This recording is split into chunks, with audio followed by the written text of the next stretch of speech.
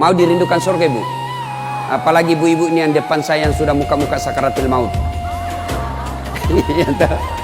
Mau? 4 aja syaratnya, Bu. Catat. Ini oleh-oleh pulang pengajian. Saya sudah lupa, Ustaz. 1 jam kita ceramah, ndak ada dia ingat. Artinya bawa buku, dicatat. Karena ibu-ibu ini yang sudah usia-usia senja, otaknya ini ibarat kaset sudah kusut. Cicilan belum lunas, suami mau kawin lagi, anak rewel, kan repot itu otaknya. Nah, maka kalau dicatat, ibu saya di rumah, biasa kalau ada saya tulis lebar-lebar besar, baru saya tempel dekat panci. Inilah yang kita akan bahas hari ini, wanita dirindukan surga. Ya, saya dikasih judul menjemput rezeki, tapi rasa-rasanya judul ini yang lebih tepat. Wanita dirindukan surga. Mau dirindukan surga, Ibu? Apalagi ibu-ibu ini yang depan saya yang sudah muka-muka sakaratul maut. Mau? 4 aja syaratnya, Bu. Catat. Ini oleh-oleh pulang pengajian. Ada ibu-ibu di Makassar pulang pengajian tidak ada oleh-olehnya. Saya tanya, gimana pengajiannya? Alhamdulillah, hebat. Bagaimana ceramahnya? Hebat memang itu Ustaz, jago dia ceramah. Apa dia bilang? Saya sudah lupa, Ustaz. 1 jam kita ceramah, tidak ada dia ingat. Nah, itu pentingnya bawa buku, dicatat. Karena ibu-ibu ini yang sudah usia-usia senja, otaknya ini ibarat kaset sudah kusut. Cicilan belum lunas, suami mau kawin lagi, anak rewel, kan repot itu otaknya. Nah, maka kalau dicatat, ibu saya di rumah, biasa kalau ada saya tulis lebar-lebar besar, baru saya tempel dekat panci. Kenapa? Karena panci paling sering dikunjungi. Atau cermin. Nah, itu ibu catatannya tempel di cermin nanti itu, Bu. Suruh anaknya ketik baik-baik, rapi, tempel di cermin. Supaya selalu diingat. Ini 4 aja syaratnya ibu dirindukan surga. Tidak ada hadis mengatakan laki-laki dirindukan surga. 1. Kata Nabi, aqimis salah. Dirikan sholat. Bingung saya, kenapa ini dikhususkan perempuan? Dirikan sholat. Kalau mau dirindukan surga, oh usut punya usut, ternyata perempuan memang paling sering lalai dalam sholat. Kapan Ustaz? 1. Selesai haid. Tuh kalau iman tidak baik, bisa haidnya 4 hari, dia tambah bonus 2 hari. Ya kan? Iya. Dia bilang suaminya, biasanya haid cuma 4 hari. Ini sudah hari ke-6 kau belum sholat. Belum bersih. Iya toh? Dia bilang suaminya, bohong, masih ada sedikit-sedikit. Dia lagi suaminya, serius lu? Apa serius? Saya kasih lihat kau. Iya toh? Nipu diri sendiri. Malah dia nanya sama saya, Ustadz, katanya kalau selesai haid subuh baru mulai sholat. Subuh kesiangan. Dia bilang, ya sudah, besok lagi saya sholat. Tidak boleh. Duhur bersih, duhur sholat. Isya bersih, ibu nih sudah maghrib. Begitu mandi, rasa-rasanya saya sudah bersih. Jam 10 malam bersih, wajib mandi junub. Selesai sholat. Tidak boleh nunggu isya, subuh. Ini yang banyak ini, isya. Padahal sudah bersih, malamnya dia cek, sudah bersih nih. Jam 10, sudah bersih. Mandi, sholat. Meskipun sudah jam 11 malam. Ya. Apalagi? Nifas. Ini banyak yang salah paham nifas. Katanya nifas harus 40 hari. Siapa yang bilang? Nifas itu tidak harus 40 hari. Bisa jadi lebih 40 hari. Bisa jadi cuma 10 hari. Tergantung ibu bersih atau tidak. Ada teman saya, selesai melahirkan istrinya, dia pergi beli Indomie 1 dos. Saya bilang, apa hubungannya? Ini kan isinya 40 bungkus, Ustaz. Jadi 1 hari 1 bungkus, kalau habis ini sudah bersih istri saya. Ayo. Kapan lagi perempuan banyak tidak sholat? Kalau ada pesta. Mukanya dia kira tembok. Coklat, biru, abu-abu, krem. Beleng-beleng. Ini ibu-ibu sekarang ini banyak perempuan palsu. Mohon maaf ya, kalau marah-marah aja. Siapa suruh undang saya? Sekarang banyak perempuan-perempuan palsu. Bulu matanya panjang, palsu. Matanya biru, palsu. Bibirnya merah, palsu. Pipinya biru, palsu. Alisnya tebal, palsu. Pantatnya gabus. Iya toh? Bu. Ada kenalan saya, orang kaya. Itu kalau dia tunjuk-tunjuk kapalnya, tanker, suaminya bilang, ini Ustaz. Ya, kalau bunyi ayam kukuruku, masuk uang saya 200 juta. Disewa tiap hari 200 juta. Kalau ini Ustaz, 75 juta satu hari.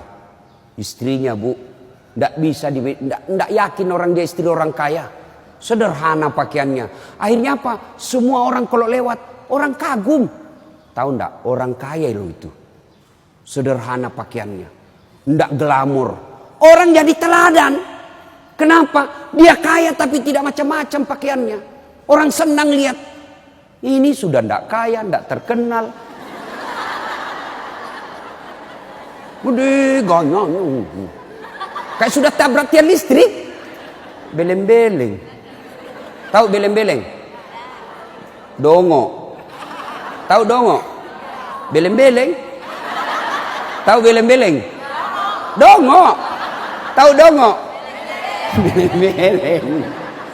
Beleng-beleng itu Rocky Gerung bilang dungu. Dungu atau oon.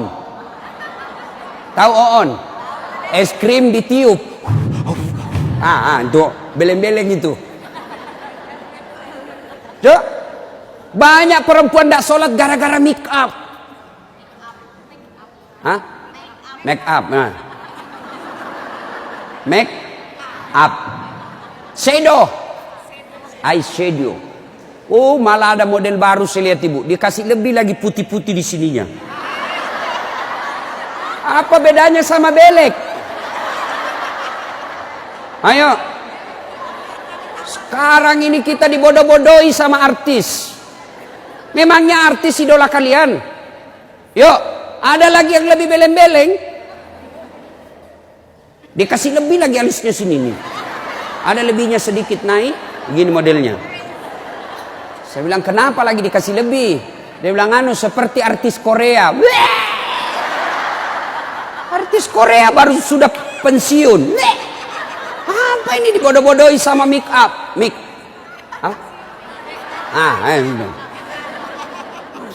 Bu, demi Allah, kami para suami tidak membutuhkan itu semua. Yang kami butuhkan kecantikan hati. Ini cantik-cantik, memang cantik, tapi bukan untuk nyenangin suami. Tapi giliran mau tidur, ndak sikat gigi, daster 3 hari ndak dicuci, kelihatan bulu ketek, muka dikasih bedak kencur, dikasih bawang matanya, ngorok. Bagaimana suamimu ndak menderita? Giliran mau pergi pengantin, Masya Allah, cantik betul. Ibu untuk apa cantik-cantik ini? Biar ibu mondar-mandir macam-macam, tetanggamu tahu ini tetangga saya.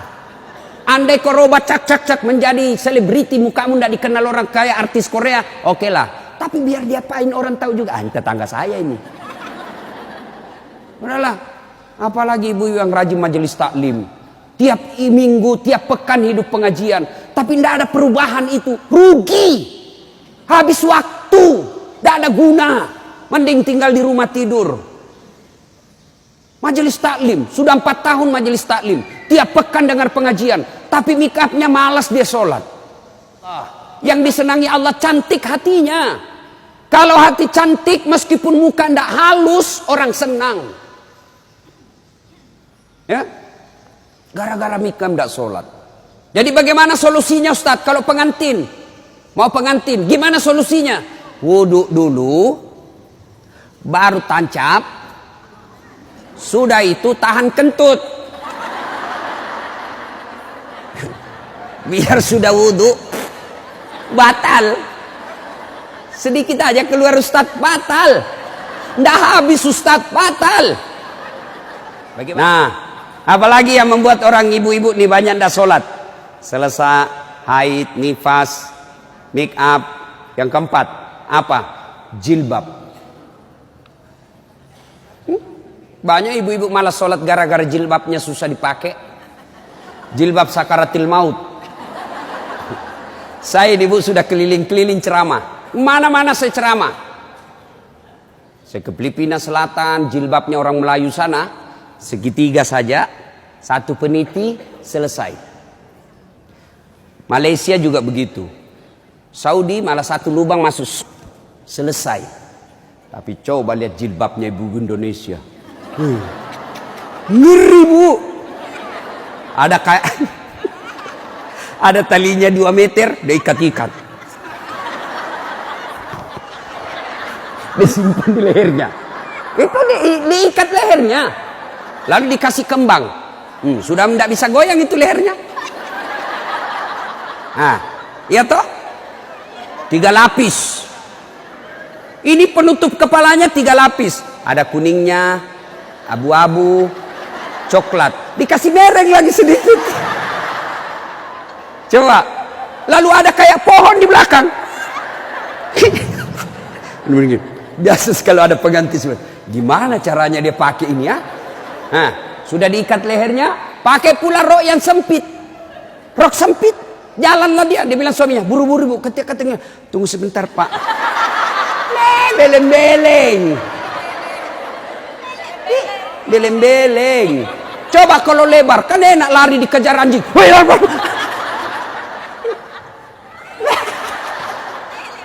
Beleng-beleng.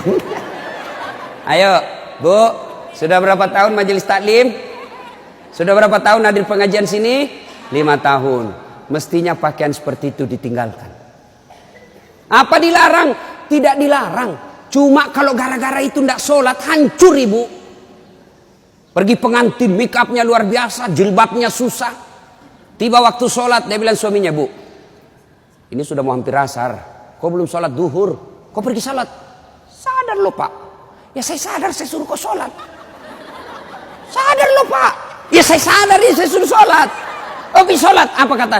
Kau nggak lihat ini jilbab saya? Ini 2 jam. Beleng-beleng. Ayo, sudahlah, bu. Apa yang saya sampaikan ibu pasti iyakan. Perempuan cantik, tidak terlalu cantik, tapi dia kaya, istri bangsawan, ya, populer, tapi pakaiannya sederhana, itu yang jadi orang senang. Coba kan, dia sudah kaya, cantik, banyak duitnya, terkenal, tinggi sekolahnya, tapi pakaiannya seadanya. Masya Allah, orang semua jadikan teladan. Nah, coba lihat itu nak, itu ibu kaya loh, terkenal, banyak duitnya, tinggi sekolahnya, tapi lihat nak, pakaiannya sederhana. Nah, saya mau seperti itu nanti nak. Coba lihat. Apa Khadijah terkenal dengan jilbabnya yang mewah?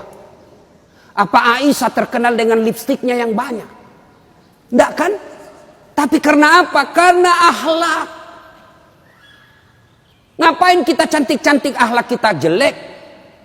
Daripada beli make up 700.000 per bulan. Ibu sudah 60 tahun. Yuk lebih baik beli lipstik palsu. Harga 10.000. 690.000. Nih bawa ke masjid. Itu tabungan akhiratmu. Ada sekali jalan 1 juta. Nempel. Daripada itu 1 juta. Ada lebih gila. Apa itu? Saya pernah lewat di Makassar. Salon. Gambar jari-jari. Begini. Saya tanya sopirku, apa itu? Ini salon Ustadz. Salon apa? Ibu-ibu gunting-gunting kuku. Apa namanya bu? Dia tahu semua ini. Nih. Apaan? 25.000 satu jari. Berarti 10 jari. 250.000. Apa lebih tidak enak itu 250.000 kau tabung untuk akhiratmu dikubur? 250.000 hanya untuk potong kuku. Lipstick 20.000. Eyeshadow 70.000. Ini alis 70.000. Sudah berapa habis duit kita? Ya? Dengar ini yang suka cukur-cukur alis. Laknat Allah, kata Nabi, bagi mereka yang mencabut dan mencukur alisnya. Tuh, tidak usah baku lihat ibu. Boleh gambar alis, boleh, tapi jangan pakai tato. Ini tato alisnya. Tak haram itu, Bu. Mau gambar alis silahkan, pakai pensil celak. Tidak ada pensil celak, Ustaz, cari krayonnya anak.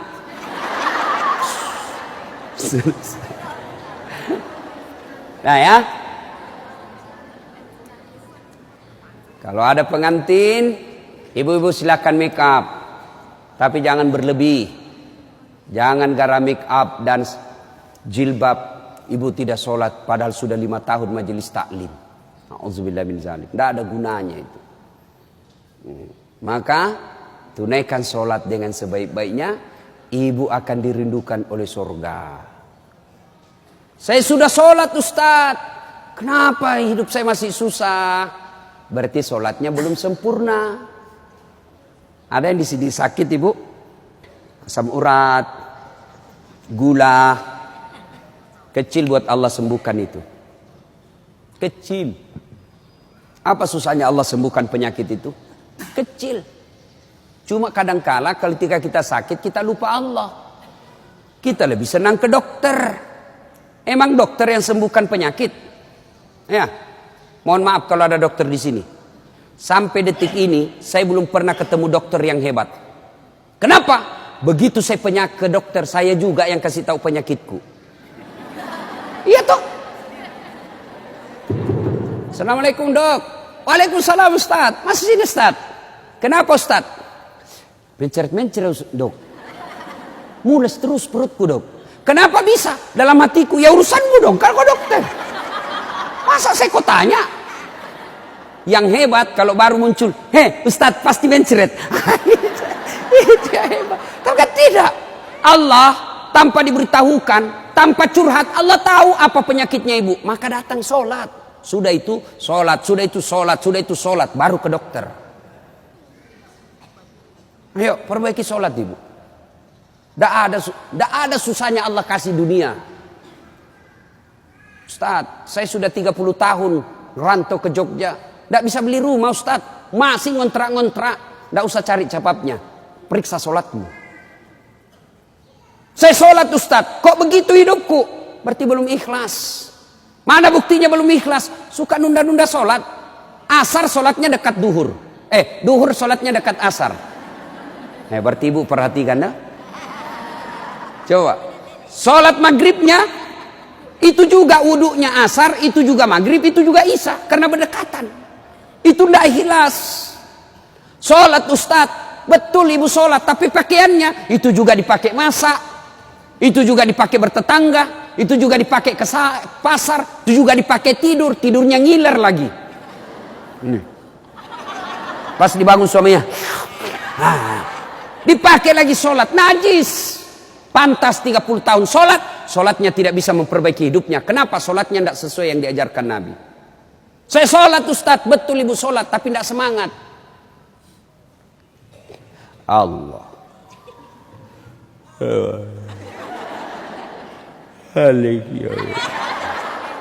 Iya kena.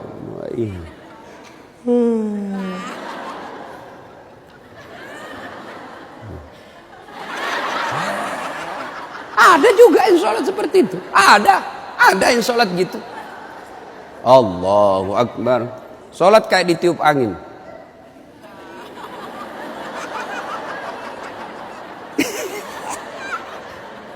Ayo, ada juga yang sholat semangat.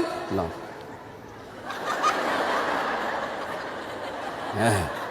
Ketawa karena ibu membayangkan diri sendiri. Ada juga yang sholat cari duit. Allahu Akbar. Iya kena budu'i. Duit saya tadi 100. Beli sayur 50.000. Beli pulsa 20.000. Allahu Akbar. Mana yang 30 ya? Allah. Selamat. Oh, di bawah sadel lah. Sepanjang sholat cari duit. Apalagi ibu sholat sambil masak. Canggih betul ini. Allahu Akbar. Tiba-tiba bau hangus. Oh, Allahu Akbar. Pantas 30 tahun sholat. Maka majelis taklim yang baik, majelis taklim yang faedah, majelis taklim yang manfaat, ada perubahan setelah dia ikut majelis taklim. Mungkin sebelum majelis taklim seperti itu sholatnya, pulang majelis taklim tidak seperti itu lagi. Ada perubahan, ya. Karena juga itu majelis taklim saya lihat lomba baju seragam. Malah ada yang curhat sama saya, Ustadz bubar saya majelis taklim Ustadz. Kenapa? Belum lunas seragam kita, ada lagi yang baru. Itu. Padahal yang mau beli pengat seragam ini ya pengurusnya. Pengurusnya hanya 5 orang aja. Ya, yang kaya-kaya. Ini aja yang berdiskusi 5 orang. Ini jelek mulai kabur, nih ada nih yang baru, ganti lagi. Orang belum lunas diganti lagi. Majelis taklim yang baik bukan yang banyak seragamnya, tapi yang tambah ilmunya, tambah akhlaknya. Itu yang baik. Ya. Perbaiki sholat. Bu ya. Bu. Sholatullah Mullah ala toha Sholatullah salamullah ala yasin habibillah. Biasanya kalau saya ceramah ada air di samping saya. Cari-cari ini dilupa ini panitia. Satu ya. Satu ibu. Sholat. Maka ibu. Halo ibu. Bu. Ibu ndak usah cemas kalau anaknya ndak tahu bahasa Inggris. Ibu ndak usah cemas kalau anaknya ndak tahu bahasa Korea. Ibu ndak usah cemas kalau anaknya ndak punya kerja, pengangguran. Ndak usah cemas. Yang ibu cemaskan kalau anaknya sudah mau dilamar masih tidak sholat. Itu yang ibu perlu cemaskan. Ya, kan ibu-ibu sekarang hebat betul anaknya Ustadz. Kenapa? Tuh masih SD sudah pintar bahasa Inggris. Apa hebatnya? Banyak yang begitu. Tidak percaya? Ibu ke Inggris. Demi Allah bu, anak-anak di sana baru belajar bicara pakai bahasa Inggris. Apa yang hebat? Banyak yang begitu. Yang hebat anaknya ibu, sampean punya anak, panjenengan punya anak, pergi majelis taklim, pergi ke pasar, anaknya yang masih SMA nelpon ibunya, matur nuwun bu, ini sudah duhur, bu sudah sholat enggak? Ibu sudah kaya itu. Asar lagi nelpon lagi anaknya, mak, lagi di mana mak? Masih di tempat kajian nak, masih di tempat arisan. Mak, ini sudah asar. Jangan sampai ibu sibuk ngurus arisan lupa sholat. Itu anakmu yang kaya. Pernah di SMS begitu anaknya bu? Pernah? Paling di SMS, mak kirimi pulsa. Maka ibu dari kecil anak-anak diperkenalkan sholat. Ya, mau dirindukan surga, syarat pertama aqimis shalah, dirikan sholat. Tidak cukup yang 5 waktu, tambah sunnah. Sunnah apa Ustadz? Yang sederhana. 1, sholat sunnah duha. Ibu-ibu, ada enggak di sini yang punya tanah 1 juta hektar? Anda usah 1 juta. 100 hektar ada di sini bu? Ada? Tidak ada. Tapi ibu mau enggak punya harta lebih dari 100 hektar? Lebih dari 1 provinsi. Mau? Itulah sholat sunat fajar. Ayo, 2 rakaat sebelum ibu sholat subuh. Itu nanti ketika ditimbang kata Nabi, yang 2 rakaat ini lebih berat 2 rakaat ketimbang dunia dan isinya. Tuh sholat duha, sholat fajar. 2 rakaat. 2 rakaat saja bu. 2. Coba. Sudah pagi-pagi. Anak sudah pergi sekolah. Suami sudah pada bekerja. Pekerjaan rumah sudah tuntas. Jam 8, jam 9. Yuk sholat duha. Sholat duha. Bagaimana caranya? Sama sholat sunnah biasa. Bedanya niat. Nih yang biasa ibu-ibu tanyakan. Ustaz, apa niatnya? Bu, niat itu bukan bahasa mulut. Niat itu bukan bahasa lisan. Niat itu di sini. Usolli itu hanya ulama Melayu yang ngajarkan. Mau pakai boleh, tidak mau pakai sah. Coba lihat orang Arab kalau ibu pergi umroh. Coba lihat umumnya orang Arab. Jalan, berdiri langsung Allahu Akbar. Iya toh? Kalau kita kan lama dulu ibu, loading.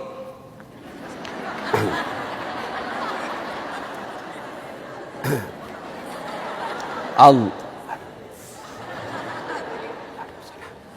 Duduk. Saya tanya, kenapa tidak jadi sholat ibu? Saya lupa sholinya. Boleh tidak ucapkan. Mau ucapkan silahkan. Sholli sunnatal duha. Raka'ataini lillahi ta'ala. Saya niat sholat sunnah duha. 2 rakaat. Sunnah hukumnya bagi saya lillahi ta'ala. Allahu Akbar. Tuh. Tidak hafal juga itu Ustaz. Ambil jalan pintas. Berdiri tegak. Menghadap ke kiblat, baru ibu bilang begini, Tuhan, sholat sunnah duha ya, Allahu Akbar. Boleh, benar boleh bu. 2 rakaat berikutnya ulang lagi, Tuhan, masih seperti yang tadi, Allahu Akbar.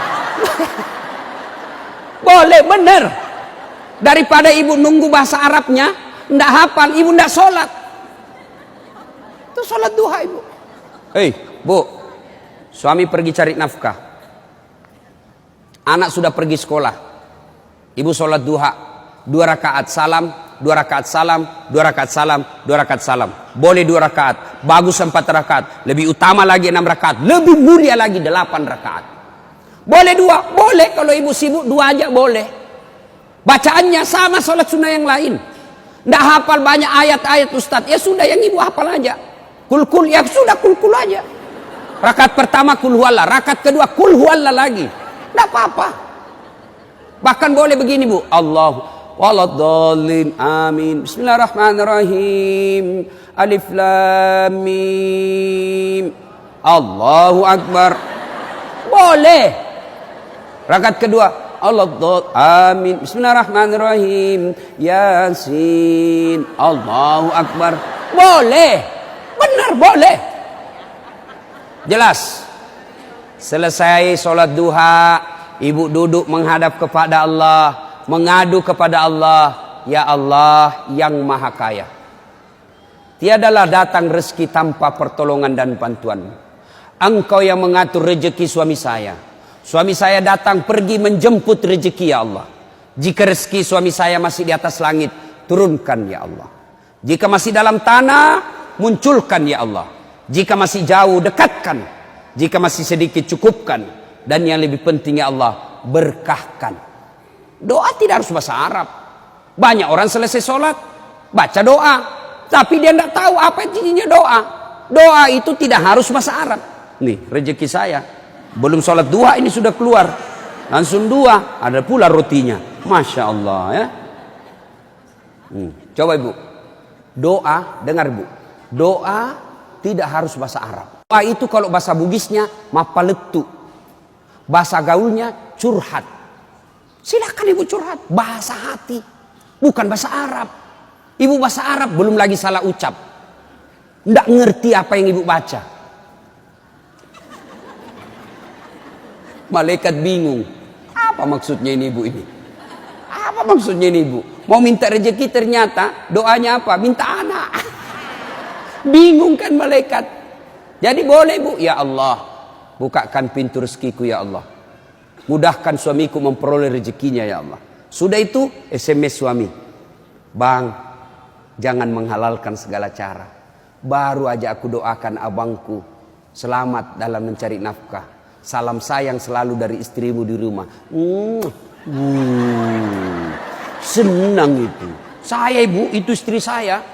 Kalau dia SMS begitu, saya kasih lihat semua temanku. Istriku ini SMS-nya. Coba SMS begitu suaminya bu. Jangan galau bang, jangan putus asa bang. Rezeki Allah yang tentukan. Selama abang berusaha, rezeki itu ada. Pun kalau terbatas, percayalah, saya tetap setia mendampingimu. Pernah SMS begitu suaminya? Paling SMS-nya bang, jangan lupa singgah beli gas ya. Yuk, sholat duha. Saya banyak dosa Ustaz. Saya perempuan hijrah. Dulu banyak betul maksiat saya lakukan Ustaz. Masa muda saya suka gaul. Masa muda saya selalu ke tempat hiburan malam. Masa muda saya selalu maksiat. Allah jelaskan, wala tai'asu mir rauhillah. Bu, jangan putus asa. Ibu jangan putus asa. Besar dosamu tapi ampunanku jauh lebih besar. Gimana caranya? Yuk sambut dengan sholat sunnah taubat. Gimana salat sunat taubat Ustaz? Sama salat tahajud, sama salat duha, cuma beda waktu, beda niat. Kalau duha pagi hari, salat taubat boleh pagi, boleh, tapi waktu paling bagus yang dilaksanakan Nabi selesai salat maghrib nunggu isya. Jadi ibu ndak ada kegiatan nih sudah maghrib, datang ke masjid nunggu isya, ndak usah pulang, nunggunya salat taubat 6 rakaat. 2 rakaat salam, 2 rakaat salam, 2 rakaat salam, 6. Boleh 2, boleh. Salat taubatnya, niatnya, sholli sunnatal taubat raka'ataini lillahi ta'ala. Saya niat salat sunat taubat 2 rakaat, sunnah hukumnya bagi saya lillahi ta'ala. Allahu Akbar. Baca doa iftitah, baca Al-Fatihah, baca surah pendek, ruku, itidal, sujud, dan seterusnya. Kapan taubatnya Ustaz? Sujud terakhir. Sujud terakhir. Ibu taubat. Ya Allah, tadi saya hilap ya Allah. Di kantor saya hilap. Dia pegang tanganku, bosku. Dia remas-remas jari-jari itu ya. Aku pun membalasnya ya Allah. Akhirnya beremas-remaslah kami ya Allah. Ya Allah saya hilap ya Allah. Maafkan saya ya Allah. Rabbana la tusik qulubana ba'da is hadaitana wa hab lana min ladunka rahmah. Ya Allah saya hilap ya Allah. Ampuni saya. Jangan engkau palingkan hati hamba. Jangan engkau sesatkan hati hamba. Setelah engkau berikan hidayah ya Allah. Ampuni saya ya Allah. Allah ampuni. Yang penting tobatnya tobatan nasuha. Jangan tobat ibu hamil. Ibu-ibu masih ingat waktu hamil? Melahirkan. Ingat waktu melahirkan? Tidak mau lagi saya Pak. Tobat. Hancur saya Pak. Tidak mau lagi saya. Terakhir ini saya hamil, terakhir Pak, tidak mau lagi saya hamil. Terakhir tidak mau lagi. 6 bulan kemudian, hamil lagi. Ya, nah banyak jenis-jenis sholat sunnah, tapi lain waktu kita laksanakan, lain waktu kita lanjut. Pertama, dirindukan surga, dirikan sholat. Yang kedua, kata Nabi, wasyamu Ramadan. Berpuasalah di bulan suci Ramadan. Alhamdulillah tuntas puasa Ramadan. Tapi jangan puas sampai di situ Bu. Maka kita lanjutkan dengan puasa Senin Kamis. Ya, puasa yang paling baik. Puasa yang tidak pernah ditinggalkan Rasulullah. Puasa Senin Kamis. Bu ibu nih yang agak lebih berat badannya. Bukan gemuk, cuma perbandingannya kurus. Bukan. Orang bilang Ustadz kurus betul. Bukan kurus, kamu yang gendut. Yang lebih berat badannya, yuk terapi Senin Kamis. Senin Kamis.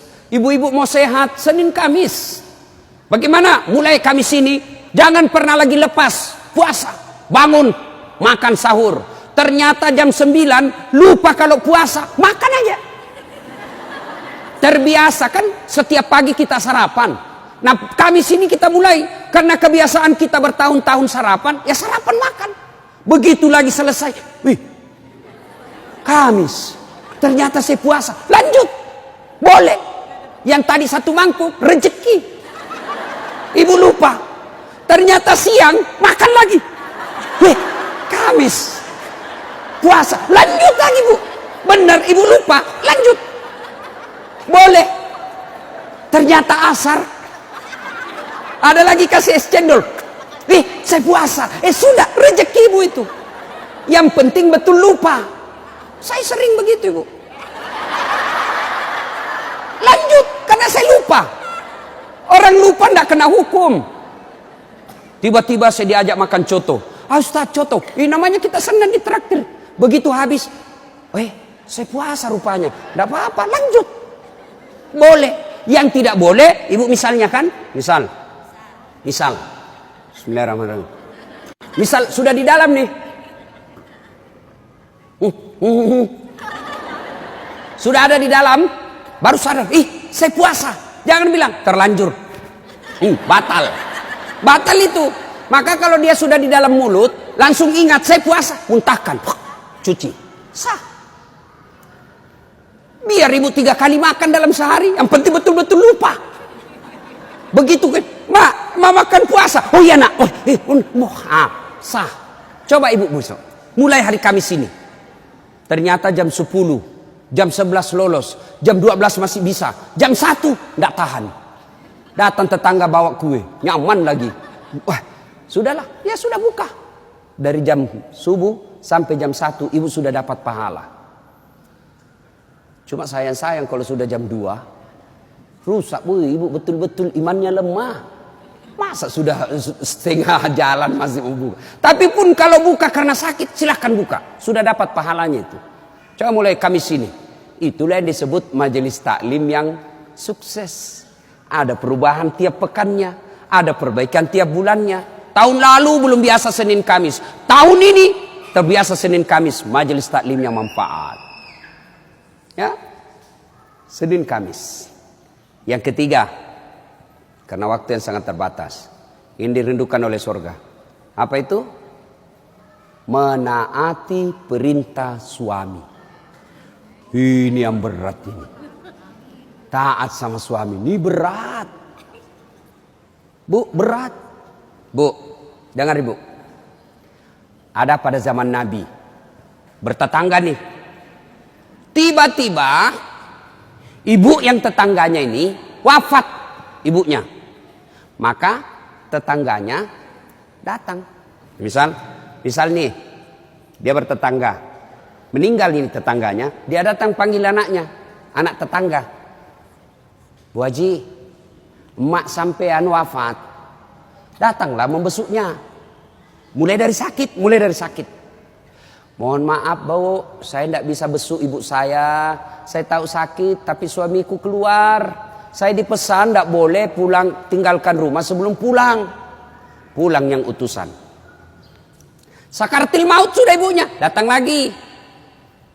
Bu, ibu sampean sudah sakaratil maut. Datanglah kau besuk. Mau sekali, tapi mohon maaf suami saya belum pulang. Pulang lagi utusan. Wafat ibunya. Bu, yang terakhir kalinya, bumu sudah wafat, maka mau dimakamkan, kau datanglah sekali aja sebelum dimakamkan. Apa kata ibu? Mohon maaf, suami saya belum pulang, saya dilarang keluar sebelum pulang. Saya doakan ibu saya dimakamkan. Tidak datang ini anaknya. Marah ini utusan. Dia datang kepada Nabi melapor. Ya Rasulullah, keterlaluan betul itu tetangga saya. Mulai dari sakit, sakaratil maut, sampai wafat, dimakamkan, tidak datang besuk ibunya. Saya 3 kali datang memanggilnya, ya Rasul. Nabi kata, wih, nak durhaka betul itu. Kok bisa begitu? Kenapa bisa? Ya Rasulullah, suaminya pergi jihad, perang. Dipesan sama suaminya, jangan pernah tinggalkan rumah sebelum saya pulang. Mendengar ini, apakah Nabi marah? Subhanallah, dengar ibu. Subhanallah. Nabi lalu bersabda, alhamdulillah, diampuni dosa ibu yang wafat karena punya anak, istri yang taat sama suaminya. Masya Allah. Kira-kira masih ada istri zaman sekarang begini? Masih ada. Baru 10 menit pergi suaminya, dia telepon temannya. Datang aja, suami saya sudah keluar.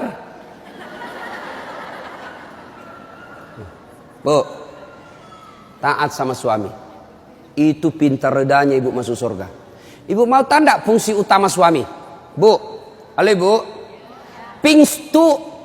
Fungsi utama seorang suami. Ibu mau tahu? Mau tahu ibu? Jalan pintasnya ibu masuk surga. Passwordnya masuk surga. Kenapa?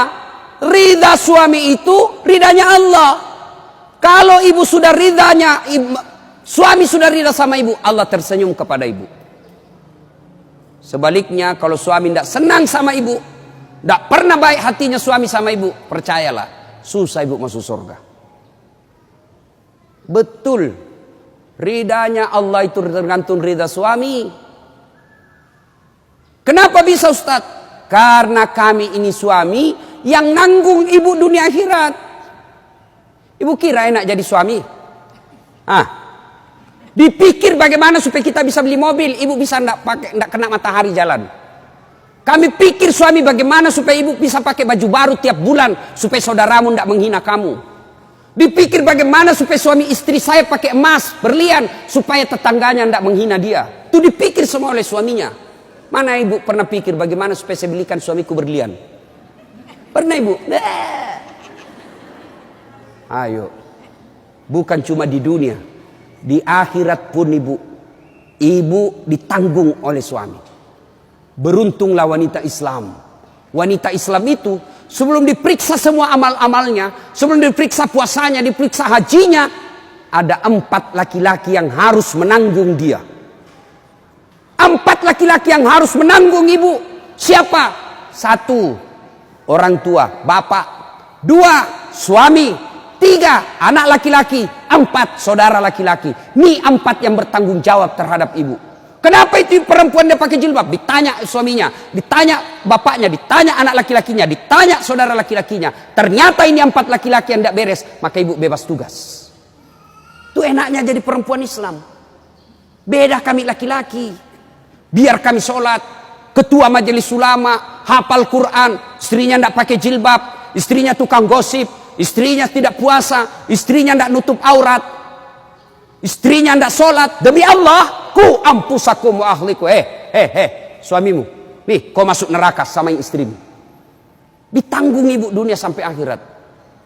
Suamiku tukang selingkuh Ustaz, suamiku pemabuk, suamiku tukang tipu, suamiku koruptor. Tidak ada hubungan, dia yang tanggung dosanya. Ibu kalau baik agamanya, tadkhulul jannati bisalam. Kata Nabi, nih 7 pintu surga. Ibu pilih mana yang ibu mau masuki. Tidak ada urusan dengan suamimu. Itu enaknya. Jadi ibu jangan suka ngomel-ngomel. Beruntunglah ibu menjadi wanita Islam. Supaya sekali ngeluh, suami saya Ustaz. Ini lebih parah lagi, dia curhat di Facebook. Ada juga ibu-ibu sekarang suka sekali ungkap aib suaminya di medsos. Di mana di kau? Tak kusangka kau begitu. Kesepian banget, Fred. Apa yang begini? Ya, ibu taat perintah suami. Passwordnya ibu masuk surga, ridha suami. Tapi kalau ibu durhaka sama suami, susah. Perempuan sekarang kan banyak tidak hormat sama suaminya. Ketika Nabi Isra Mi'raj kan diperlihatkan. Masuk Nabi surga, Masya Allah banyak betul penghuni perempuan. Begitu Nabi masuk neraka, na'udzubillah min zalik, lebih banyak lagi perempuan di neraka.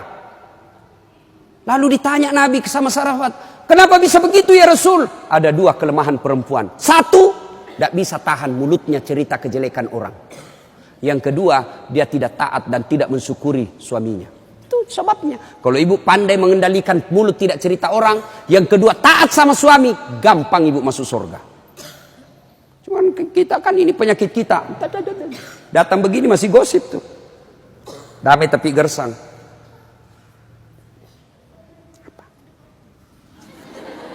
Apa? Apa sih? Enggak, gue tahu bertanya dong. Saya pun digosip. Begitu saya lewat, itu juga bajunya waktu di TV One. Ada urusan. Nenek ibu nih. Palsu. Aku tahu. Hitam itu di gelangnya. Palsu. Palsu lipstiknya. Kenapa kau tahu? Tuh melengket di giginya. Semua dia habis dosanya. Ibu, 1, sholat. 2, puasa. 3, taati suami. 4, jaga harga diri. Jaga harga diri. Bagaimana menjaga harga diri seorang perempuan? Bermula dari pakaian. Ibu-ibu jangan lagi pakai jilbab-jilbab apa itu. Untung sekarang kan ada istilah jilbab syar'i. Dulu kan ada ibu-ibu pakai jilbab tapi ketat. Celananya ketat, bajunya ketat. Akhirnya apa? Jalan seperti orang di kampungku bilang buras. Tahu buras ibu? Hah? Lontong. Lontong. Coba lontong kalau dibuka kan masih ada kentara itu anunya, bekas-bekas ikatannya. Bu, wanita soleha, istri yang baik, pakaiannya tidak seperti itu. Salah satu menjaga harga diri, tidak pernah keluar tanpa izin suaminya. Kan biasa ibu-ibu keberatan, kok suami lagi? Tapi ingat ibu, ridanya anak ada sama ibu. Allah itu maha adil. Bu mau masuk surga, bakti sama suami. Suami mau masuk surga, bakti sama ibu. Itu putar aja. Jangan lagi ada yang cemburu. Ustaz, saya serumah mertua saya. Kenapa ya suami saya perhatian betul sama mamanya? Sudah punya anak yang lain. Kok suami saya terus dibebani, beli ini, minta sama suami. Saya bilang, bu sadar dong bu. Bersyukur suamimu begitu. Mudah-mudahan nanti anakmu pun sudah menikah dengan wanita lain, dia masih memperlakukan kau seperti ibunya sekarang. Jangan malah sentimen, suami saya begini, suami saya begini. Ibu berapa tahun sama suami? Baru 25 tahun. Itu ibunya dari perutnya. Saya heran kalau ada perempuan cemburu sama mertuanya. Tak sadar. Gimana nanti kalau ibu punya mantu yang juga kurang ajar? Mau? Maka saya bilang sama istri saya, boleh kau maki-maki saya, boleh kau hina saya, boleh kau lempar kepalaku, yang penting tidak kena. Satu yang tidak boleh, jangan kau lukai perasaan ibu saya. Begitu ibu saya luka perasaannya, kau pembuat sial, keluar kau dari rumah. Tidak ada toleransi. Begitu mestinya kita jadi istri. Kalau ibu-ibu masih susah hidupnya, koreksi aja deh, barangkali durhaka sama mertua. Nah, bagaimana mengabdi kepada orang tua, bagaimana mengurus anak, insya Allah lain waktu dan kesempatan kita akan lanjutkan. Akhirnya kita simpulkan, wanita yang ingin dirindukan surga, 1, pelihara sholat. 2, 3, taat pada perintah suami selama perintah itu tidak melanggar agama. Yang keempat, jaga harga diri. Insya Allah kalau ini kita lakukan, maka Nabi jelaskan, silakan masuk surga, tadkhulul jannati bisalam. Silakan masuk surga dari pintu mana yang ibu mau suka. Subhanallah. Inilah tausiah kita, mudah-mudahan ada manfaat. Terima kasih Ibu Li yang berkomunikasi kepada saya selama ini. Mohon maaf jika selama ini ada komunikasi yang tidak berkenan, dan terima kasih sehingga saya punya ladang amal untuk datang di tempat ini. Mudah-mudahan ada manfaat.